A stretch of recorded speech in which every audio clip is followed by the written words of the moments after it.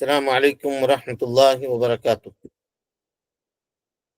إن الحمد لله نحمده ونستعينه ونستغفره ونعوذ بالله من شرور أنفسنا ومن سيئات أعمالنا.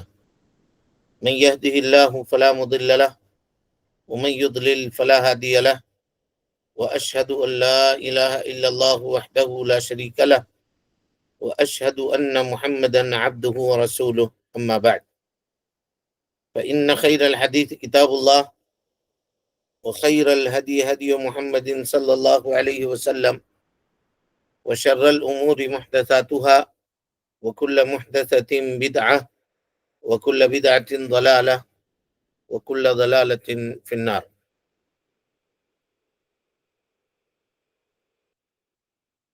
محترم حاضرین و سامعات،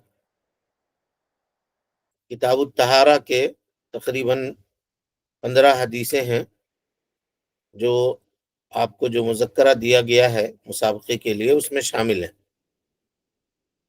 تو آج ان حدیثوں کی قرأت ہم آپ کے سامنے کریں گے اور ان کے فوائد پڑھے جائیں گے. امید ہے کہ آپ اس کو بغور سماعت فرمائیں اور اسی حساب سے آپ اس کو یاد کرنے کی کوشش کریں. کتاب الطہارہ کی پہلی حدیث ہے، باب المیاہ سے ہے.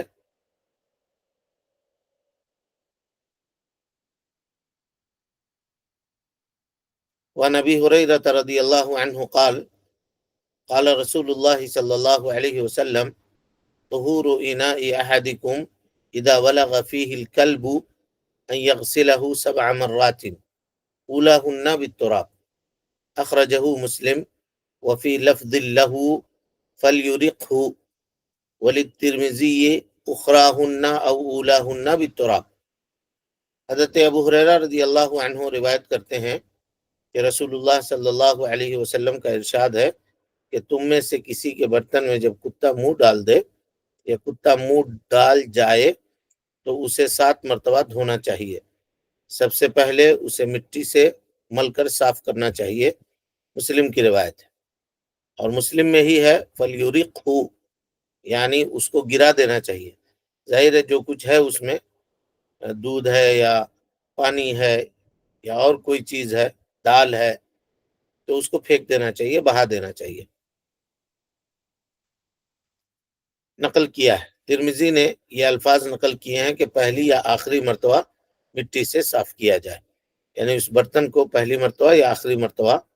7 مرتبہ تو دھونا ہے، لیکن 7 مرتبہ میں یا تو پہلی مرتبہ آپ مٹی یوز کریں یا آخری مرتبہ مٹی یوز کریں. جی، اس سے یہ پتہ چلا کہ کتا ناپاک ہے.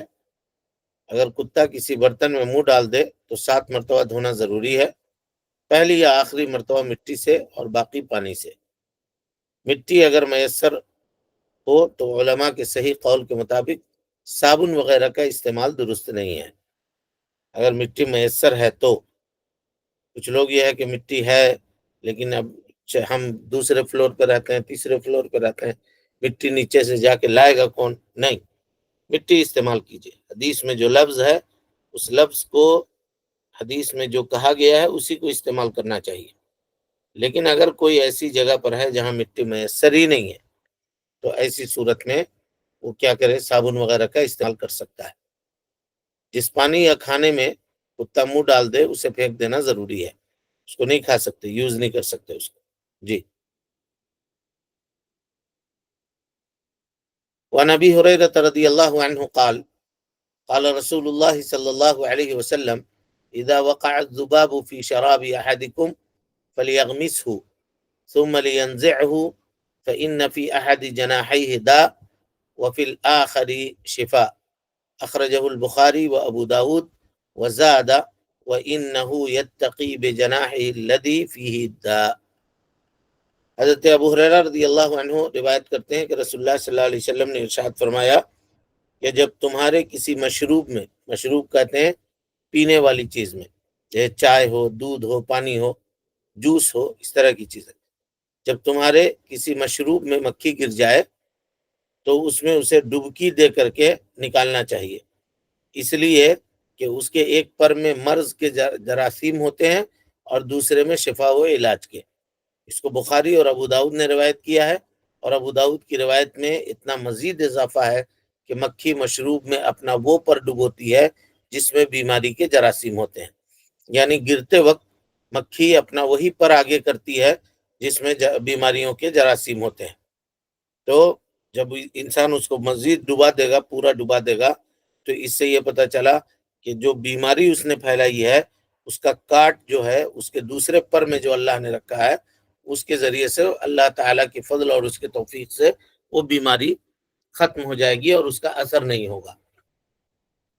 اور جدید طبی نقطۂ نظر سے بھی یہ باتیں ثابت ہیں۔ فائدہ یہ ہے کہ مکھی کو مارنا جائز ہے تاکہ اس کے ضرر سے بچا جا سکے۔ یہ کہاں سے ہم لوگوں نے حاصل کیا کہ اگر چائے ہے مثلاً اور وہاں مکھی گری ہے اور گرم چائے ہے، آپ نے اس میں مکھی کو اگر ڈبو دیا تو ظاہر مکھی مر جائے گی۔ تو اس سے استدلال کرتے ہوئے کہتے ہیں کہ مکھی کو مارنا جائز ہے، اور صحیح احادیث کو انسان کو چاہیے کہ بلا چو چرا قبول کر لے اور اس میں عقل وغیرہ لگا کر اس کو رد نہیں کرنا چاہیے۔ بعض لوگ یہ کہتے ہیں کہ ایک ایسا دین ہے کہ مکھی ڈبو کر کے اور اس مکھی کی چائے پینے کو کہا جا رہا ہے۔ اگر آپ کی طبیعت نہیں چاہ رہی ہے تو آپ مت پیجیے، مت پیجیے، کوئی زبردستی نہیں ہے کہ آپ اس کو پیجیے ہی، نہیں پیجیے، لیکن یہ ہے کہ اس کو ضائع کرنے سے اگر آپ بچانا چاہتے ہیں تو اس میں اس کو ڈبا کر کے نکال کر کے اس کو پی سکتے ہیں۔ اب آج کل لوگوں کے سامنے ایک کپ چائے کی قیمت نہیں ہے، لیکن جس کے جیب میں پیسے نہیں ہیں اس سے پوچھئے کہ ایک کپ چائے کی قیمت کیا ہوتی ہے یا ایک کپ دودھ کی قیمت کیا ہوتی ہے۔ جی، باب الانیہ، برتنوں کا بیان۔ عن حذیفہ بن الیمانی رضی اللہ عنہما قال قال النبی صلی اللہ علیہ وسلم لا تشربوا في آنية الذهب والفضة ولا تأكلوا في سحافها فإنها لهم في الدنيا ولكم في الآخرة، متفق علیہ۔ حضرت حذیفہ ابن یمان رضی اللہ تعالیٰ عنہ روایت کرتے ہیں کہ رسول اللہ صلی اللہ علیہ وسلم نے ارشاد فرمایا، سونے اور چاندی کے برتنوں میں نہ پیا کرو اور نہ ان کے پیالوں میں کھایا بھی نہ کرو، دنیا میں یہ کافروں کے لیے ہیں اور آخرت میں فقط تمہارے لیے ہیں، آخرت میں فقط تمہارے لیے ہیں۔ سونے اور چاندی کے برتنوں میں کھانا اور پینا حرام ہے، اور اس حدیث کے مفہوم سے یہ پتہ چلتا ہے کہ اس کے علاوہ جو چیزیں ہیں جیسے لکڑی، لوہا، مٹی کے برتنوں میں کھانا پینا جائز ہے۔ سونے اور چاندی کے برتنوں کو اپنی ملکیت میں رکھنا بھی ناجائز ہے۔ کوئی آدمی کہے کہ ہم بنا کے اس کو رکھ رہے ہیں شوکیس میں سجانے کے لیے، اس میں کھائیں گے نہیں، تو کہا کہ نہیں، وہ بھی نہیں کر سکتے، اور جب وہ نہیں کر سکتے تو اس کا خرید و فروخت بھی ناجائز ہے۔ نبی کریم صلی اللہ علیہ وسلم نے فرمایا فَإِنَّهَا لَهُمْ فِي الدُّنْيَا وَلَكُمْ فِي الْآخِرَةِ، یہ کافروں کے لیے دنیا میں ہے، تمہارے لیے آخرت میں ہے۔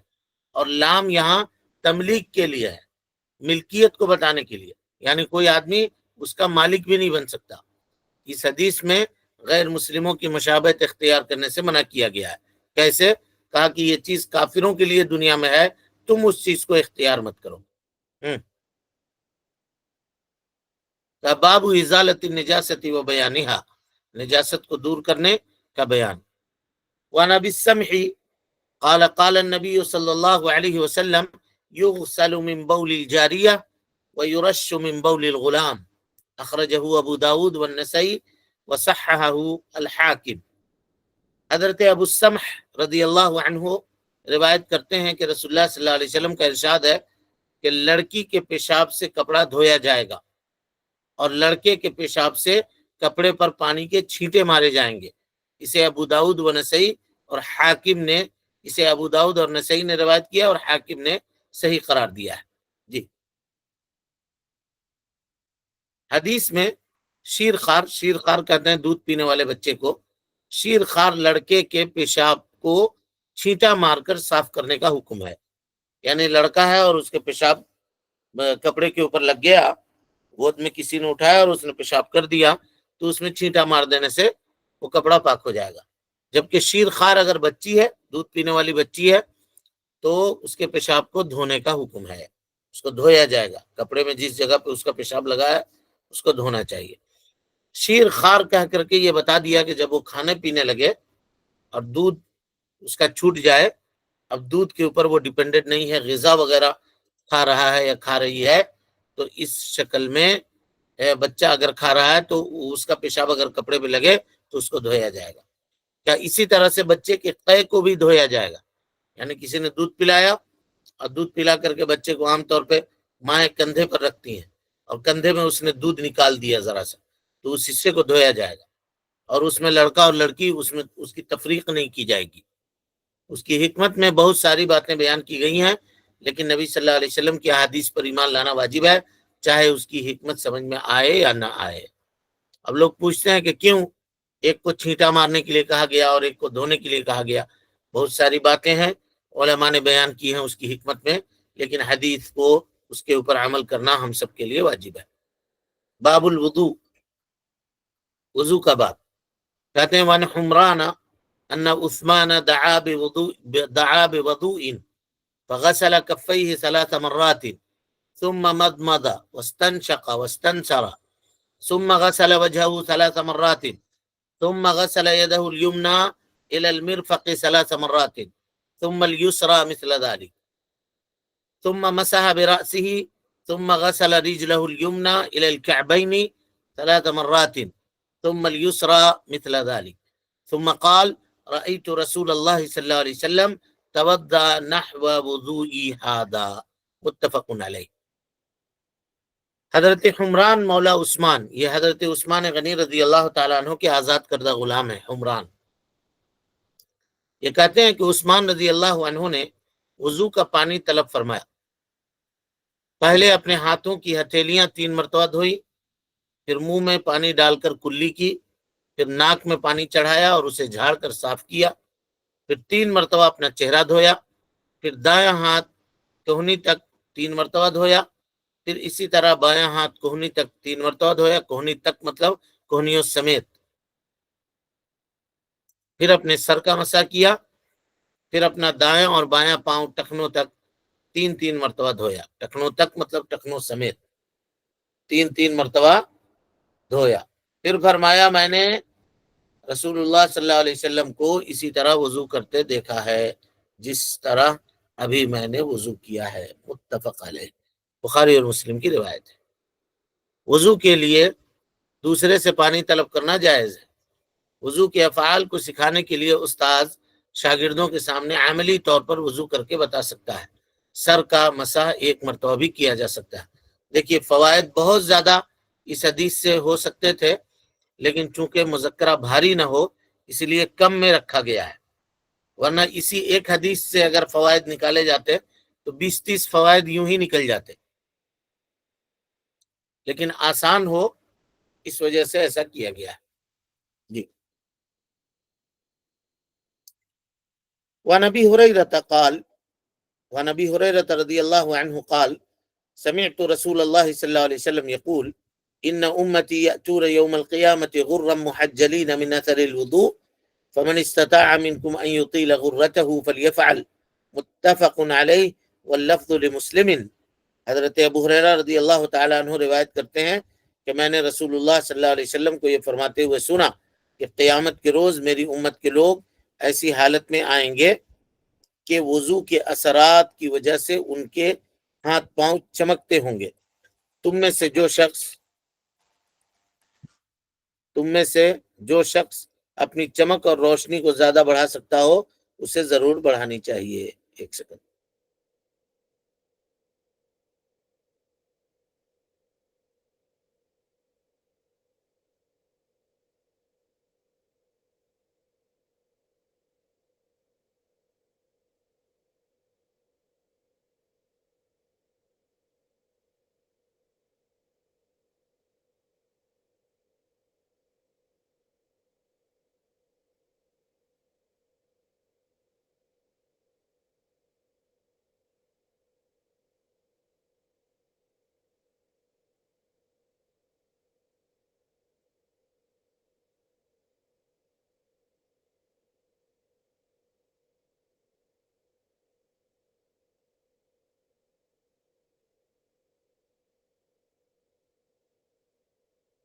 جی۔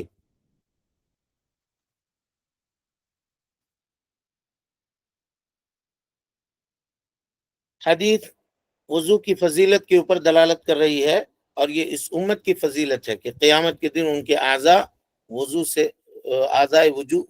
جو ہیں وہ چمکدار ہوں گے. یعنی گزشتہ امتوں میں بھی وضو کی عبادت موجود تھی، باوجود اس کے اللہ سبحانہ و تعالی نے اس امت کو یہ خصوصیت عطا کی ہے کہ اعضاء وضو اس کے چمکدار ہوں گے. اسی لیے اللہ کے نبی صلی اللہ علیہ وسلم نے بتایا کہ ہم اپنی امت کو وضو کے اس چمک سے قیامت کے دن پہچانیں گے. کیا انسان قیامت کے دن اپنے اسی جسم و اعضاء کے ساتھ اٹھایا جائے گا جو دنیا میں موجود تھے. ظاہر ہے جس سے اس نے وضو کیا ہے وہی اعضاء، وہی ہاتھ، وہی پاؤں اس کے وہاں ہوں گے جو چمک رہے ہوں گے. جی. وعن عمر رضی اللہ عنہ قال قال رسول اللہ صلی اللہ علیہ وسلم ما منکم من احد يتوضا فيسبغ الوضوء ثم يقول اشهد ان لا اله الا الله وحده لا شريك له واشهد ان محمدا عبده ورسوله الا فتحت له ابواب الجنه اخرجه مسلم والترمذي وزاد اللهم اجعلني من التوابین وجعلنی من المتطہرین. حضرت عمر رضی اللہ عنہ روایت کرتے ہیں کہ رسول اللہ صلی اللہ علیہ وسلم نے ارشاد فرمایا تم میں سے کوئی بھی ایسا نہیں کہ وضو کرے اور خوب اچھی طرح وضو کرے پھر یوں کہے اشہد ان لا الہ الا اللہ وحدہ لا شریک لہ واشہد ان محمدا عبدہ ورسولہ، کہ میں اس بات کی شہادت دیتا ہوں کہ اللہ کے سوا کوئی معبود برحق نہیں اور اس کا کوئی ساجی و شریک نہیں، اور نیز میں اس بات کی بھی شہادت دیتا ہوں کہ محمد صلی اللہ علیہ وسلم اس کے بندے اور رسول ہیں، مگر اس کے لیے جنت کے 8 دروازے کھول دیے جاتے ہیں کہ آپ جس دروازے سے چاہے داخل جنت ہو. اسے امام مسلم نے اور ترمذی نے روایت کیا ہے، اور ترمذی میں جو روایت ہے وہاں اتنا اضافہ ہے کہ اے اللہ مجھے توبہ کرنے اور پاک رہنے والوں میں سے کر دے. اللہم اجعلنی من التوابین وجعلنی من المتطہرین. اس حدیث میں جن فوائد کا تذکرہ ہے وہ 3 چیزوں کے ذریعے حاصل کیا جا سکتا ہے. نمبر 1 وضو، نمبر 2 مکمل وضو کرنا، اور نمبر 3 وضو کے بعد یہ دعا پڑھنا. اگر اس پر آدمی پابندی کرتا ہے تو یہ فضیلت اور یہ ثواب جو اس حدیث میں بیان کیا گیا ہے اس کو حاصل کیا جا سکتا ہے. دعا وغیرہ کے سلسلے میں آدمی کو انہی چیزوں پر اختصار کرنا چاہیے جو کتاب و سنت میں وارد ہیں. بعض لوگ اپنی جانب سے کچھ چیزوں کا اضافہ کرتے ہیں، ایسا کرنا جائز نہیں. مثلا وضو کرنے کے بعد آسمان کی جانب نگاہوں کو اٹھانا، اسی طرح سے درمیان وضو کوئی دعا ثابت نہیں ہے. ہاتھ دھونے کی یہ دعا ہے، پاؤں دھونے کی یہ دعا ہے، مسح کرنے کی یہ دعا ہے. بعض لوگوں نے ایسا بھی اہتمام کیا ہے. تو ہر عضو کے لیے مخصوص جو ہے دعا کا اہتمام کرنا یہ بدعت ہے. جنت کے دروازے ہیں اور ان کی تعداد 8 ہے، یہ بھی اس حدیث سے پتہ چلا. حدیث میں ماضی کے لفظ سے تعبیر کیا گیا ہے، مگر بروز قیامت وضو کرنے والے کے لیے وہ دروازے کھلیں گے. لفظ ماضی سے تعبیر تحقیق کے لیے، یہ بتانے کے لیے کہ یقیناً وہ دروازے کھلیں گے. جی. باب المسح علی الخفین، موزے کے اوپر مسح کرنے کے سلسلے میں بیان. وعن صفوان بن عسال رضی اللہ عنہ قال كان رسول الله صلی اللہ علیہ وسلم يأمرنا اذا كنا سفرا الا ننزع خفافنا 3 ايام وليالهن الا من جنابة ولكن من غاية وبول ونوم. اخرجه النسائی والترمذی واللفظ له وابن خزیمة وصححه. حضرت صفوان ابن عسال رضی اللہ عنہ روایت کرتے ہیں کہ جب ہم مسافر ہوتے تو رسول اللہ صلی اللہ علیہ وسلم ہمیں حکم دیتے کہ ہم 3 دن اور 3 راتیں موزے نہ اتارے، الا یہ کہ حالت جنابت لاحق ہو جائے. ظاہر ہے جب جنابت انسان کو لاحق ہو جائے تو غسل کرنا ہوگا، اور غسل کرنے کے لیے موزہ اتارنا ہے. البتہ کوئی بیت الخلاء جانے کی صورت میں پیشاب اور نیند کی وجہ سے اتارنے کی ضرورت نہیں ہے. اسے نسائی اور ترمذی نے روایت کیا ہے، اور یہ الفاظ ترمذی میں منقول روایت کے ہیں۔ ترمذی اور ابن خزیمہ دونوں نے اس کو صحیح قرار دیا ہے، حدیث صحیح۔ مقیم 1 دن اور 1 رات، مسافر 3 دن اور 3 راتوں تک موزے پر مسح کر سکتا ہے۔ مسح صرف وضو کی حالت میں کیا جائے گا، حدث اکبر یعنی غسل کے لیے موزے اتارنا ضروری ہوگا۔ اس حدیث سے یہ بھی پتہ چلا کہ پیشاب، قضاء حاجت، نیند، نیز بے ہوشی اور پاگل پن بھی نواقض وضو میں شامل ہیں یا نواقض وضو ہیں۔ پھٹے ہوئے موزے پر بھی مسح کر سکتے ہیں، اس لیے کہ موزے کو عام ذکر کیا گیا ہے۔ جی، وعن ابی بکرۃ عن النبی صلی اللہ علیہ وسلم انہ قال یا انہ رخص للمسافر۔ وعن ابی بکرۃ رضی اللہ عنہ عن النبی صلی اللہ علیہ وسلم انہ رخص للمسافر 3 ایام ولياليهن وللمقيم يوما وليلة إذا تطهر فلبس خفيه أن يمسح عليهما، أخرجه الدارقطني وصححه ابن خزیمہ۔ اخرجہ الدارقطنی وصححہ ابن خزیمہ۔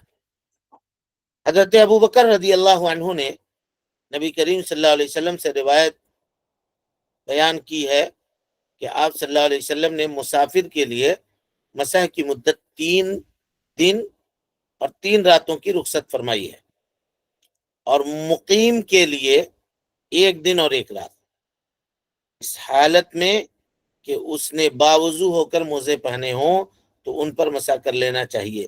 اسے دارقطنی نے روایت کیا ہے اور ابن خزیمہ نے اسے صحیح قرار دیا ہے۔ موزوں پر مسح کرنے کے لیے یہ ضروری ہے کہ اس کو وضو کر کے پہنا گیا ہو، یعنی آدمی پہلے وضو کرے اور اس کے بعد موزہ پہنے، تب جا کر کے اس کے اوپر مسح کر سکتا ہے۔ مکمل وضو کر کے پہنے بغیر موزے پر مسح نہیں کیا جا سکتا۔ مقیم اور مسافر دونوں موزے پر مسح کر سکتے ہیں۔ جی، باب نواقض الوضوء۔ عن انس بن مالک رضی اللہ عنہ قال كان اصحاب رسول الله صلى الله عليه وسلم على عهده ينتظرون العشاء حتى تخفق رؤوسهم ثم يصلون ولا يتوضؤون، اخرجه ابو داود وصححه الدارقطنی واصلہ فی مسلم۔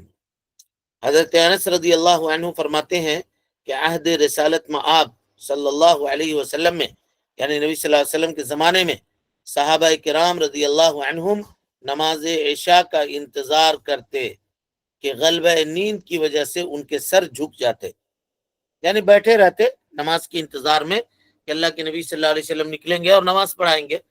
انتظار کرتے کرتے نیند کی وجہ سے ان کے سر جو ہے وہ جھک جاتے، اور وہ اثر نو وضو کیے بغیر نماز پڑھ لیتے۔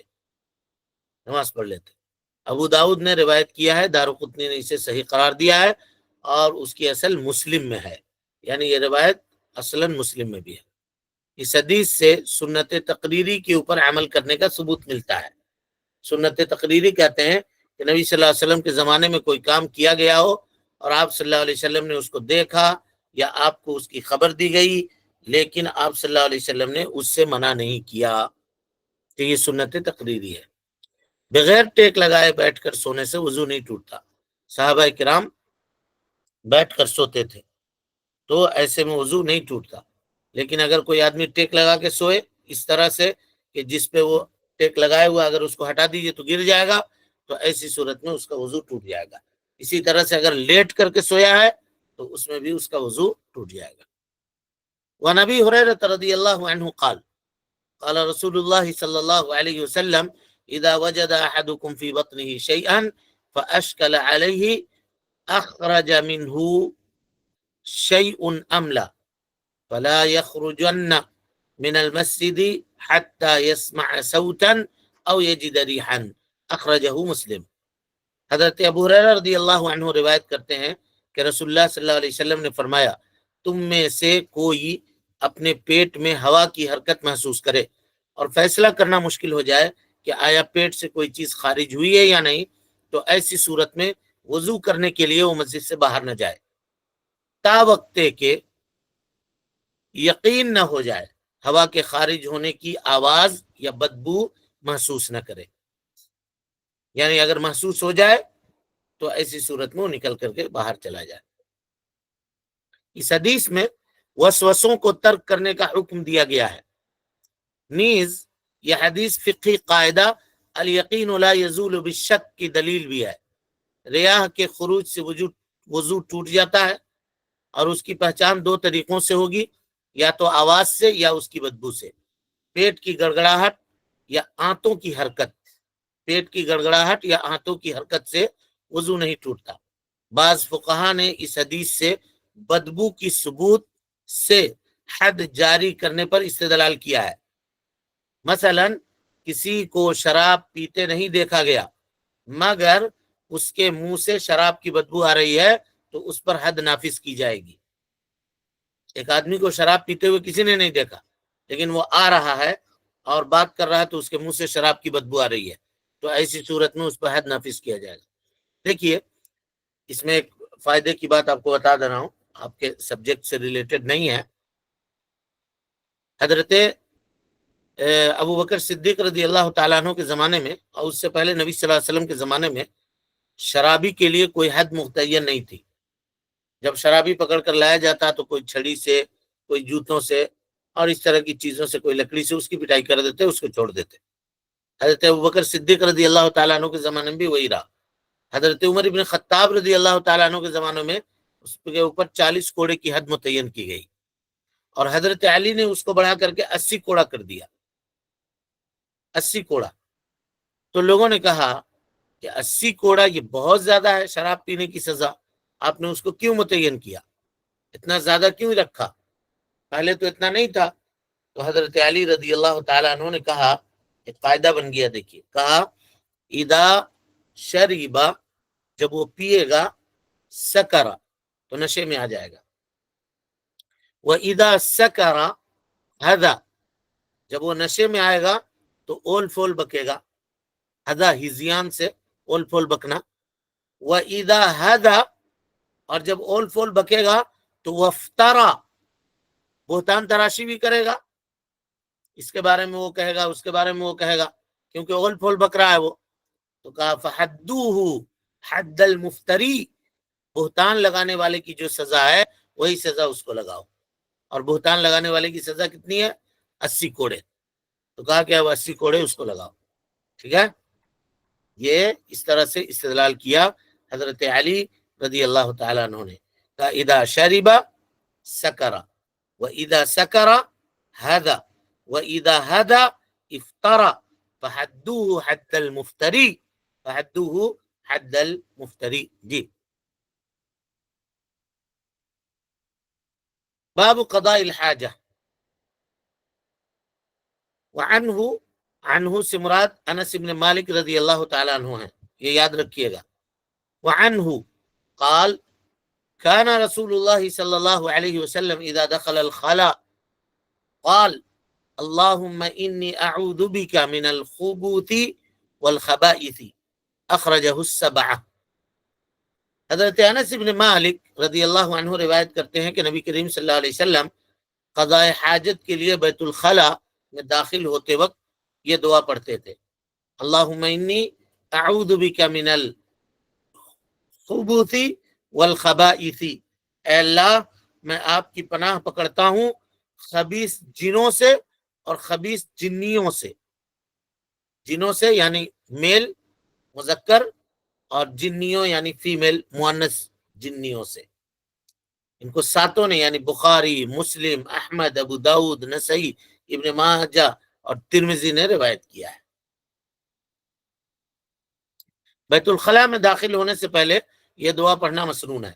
شیطان کے مکر و فریب سے بچنے کے لیے اسباب اختیار کرنا ضروری ہے۔ حدیث کے ظاہر سے یہ پتہ چلتا ہے کہ یہ دعا زور سے پڑھنی چاہیے، کیونکہ حضرت انس نے نبی کریم صلی اللہ علیہ وسلم کو یہ پڑھتے ہوئے سنا ہے۔ اگر آدمی صحرا میں ہو تو جب قضاء حاجت کے لیے اپنے کپڑے کو اٹھائے تو یہ دعا پڑھے، اس دعا سے پہلے بسم اللہ پڑھنا دوسری صحیح روایتوں سے ثابت ہے، جیسا کہ ہم نے آپ کو کتاب الطہارہ کے درس میں بتلایا ہے کہ یہاں دو باتیں ہوتی ہیں۔ ایک تو یہ کہ آدمی اپنے کپڑے اتارتا ہے اپنی حاجت اور ضرورت پورے کرتے وقت، تو جنات طاق میں اس کے ہوتے ہیں، تو اگر کوئی آدمی بسم اللہ پڑھ لے تو جناتوں کے نگاہ سے اس کی جو ہے ستر پوشی ہوتی ہے، اور یہ دعا اگر پڑھ لے تو ان کے شر سے، ان کے مکر سے، ان کے فریب سے وہ محفوظ ہوتا ہے، جیسا کہ کتاب الطہارہ میں شام کی درس میں ہم نے اس کی تفصیل سے وضاحت کی ہے، کلی کے درس میں۔ یوٹیوب وغیرہ میں اس کو، اگر آپ لوگ اس میں نہیں ہیں تو یوٹیوب وغیرہ میں اس کو سن سکتے ہیں۔ یہ دعا صرف قضاء حاجت کے لیے یا بیت الخلاء میں داخل ہونے کے لیے خاص ہے، اس کے علاوہ دیگر مقامات جہاں شیاطین کے وجود کا وہم و گمان ہو وہاں یہ دعا نہیں پڑھ سکتے۔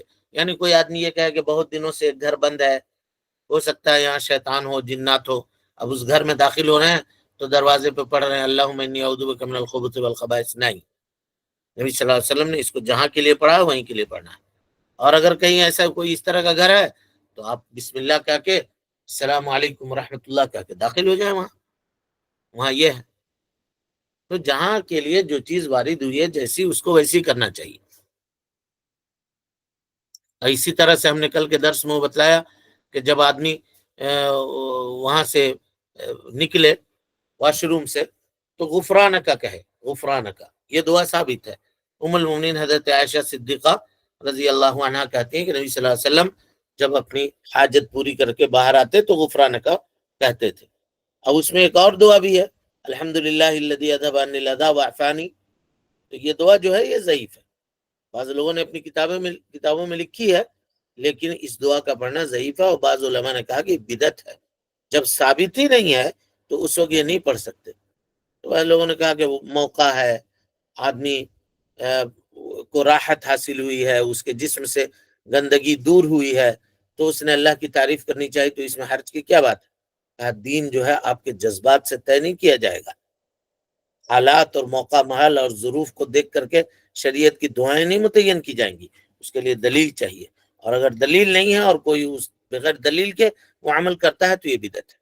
کل چل کر کے کوئی کہہ دے کہ ہم یہاں پہ یہ دعا پڑھیں گے، ہم یہاں پہ یہ دعا پڑھیں گے، یہاں پہ ہم یہ دعا پڑھیں گے، ہم کو اچھا لگتا ہے، ہم کو اچھا لگتا ہے، تو یہ ایسے دین چلے گا؟ دین دلائل سے چلتا ہے۔ جی، وعن سلمان رضی اللہ عنہ قال لقد نهانا رسول الله صلى الله عليه وسلم أن نستقبل القبلة بغاية أو بول أو أن نستنجي باليمين أو أن نستنجي بأقل من 3 أحجار أو أن نستنجي برجيع أو عظم، رواه مسلم۔ حضرت سلمان رضی اللہ تعالی عنہ سے روایت ہے کہ رسول اللہ صلی اللہ علیہ وسلم نے ہمیں منع فرمایا کہ ہم قضاء حاجت اور پیشاب کے وقت قبلہ رخ ہوں، یا دائیں ہاتھ سے استنجا کریں، یا 3 ڈھیلوں سے کم سے استنجا کریں، یا گوبر لید اور ہڈی سے استنجا کریں۔ قضاء حاجت کے وقت قبلہ کی جانب منہ یا پیٹھ کرنا حرام ہے، ٹھیک ہے، اور اس میں بعض لوگوں نے استثناء کیا ہے کہ اگر ہم صحرا میں ہوں تو وہاں الگ حکم ہے، اور اگر گھر میں ہوں تو وہاں الگ حکم ہے، اور نبی صلی اللہ علیہ وسلم کی اس حدیث سے استدلال کیا ہے۔ انشاءاللہ اس کی تحقیق جو ہے نا، مکمل تحقیق ہم کتاب الطہارہ میں آج یہ کل کے درس میں اس کو بیان کریں گے۔ اس سے پہلے اشارہ ہم نے کیا ہے ابتدا میں جہاں پہ مصنف نے ذکر کیا ہے، لیکن اب جب مصنف اس مسئلے کی تقریر کریں گے تو وہاں پہ دلائل کی روشنی میں یہ دیکھا جائے گا کہ اس سلسلے میں راجح مسئلہ کون سا ہے۔